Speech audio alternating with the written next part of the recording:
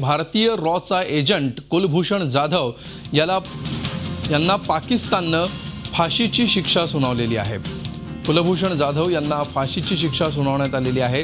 कुलभूषण जाधव हे रॉचे एजंट आहेत। याविषयी आपण अधिक माहिती घेऊया। आमचे प्रतिनिधी रामराजे शिंदे सध्या आपल्या सोबत आहेत। रामराजे, काय तपशील आहेत या बातमीविषयी?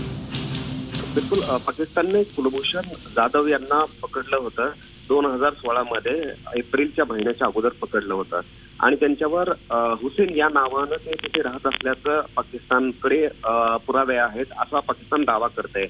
मात्र बलुचिस्तान आणि कराचीमध्ये वातावरण बिघडण्यामध्ये आणि अनेक कृत्यामध्ये कुलभूषण जाधव यांचा हात असल्याचा सुद्धा दावा पाकिस्तानने केलेला आहे आणि त्यामुळे त्यांना आता फाशीची शिक्षा म्हणजे की मृत्यूदंडाची शिक्षा जी आहे सुनावण्यात आलेली आहे। त्यांना मृत्यूदंड कधी दिला जाईल हे अद्याप स्पष्ट करण्यात आलेलं नाहीये। मात्र एक प्रेस नोट काढून पाकिस्ताननं हे जाहीर केलेलं आहे की कुलभूषण जाधव यांना आता फाशीची शिक्षा दिली जाणार आहे।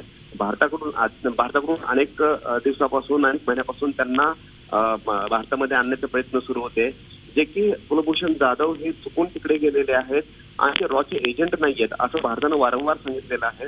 मात्र कुलभूषण जाधव हे रॉचे एजंटच आहेत अशा प्रकारचा दावा आता पाकिस्तान करत आहे आणि त्यांच्याकडे पुरावे असल्याचं सुद्धा सांगत आहे।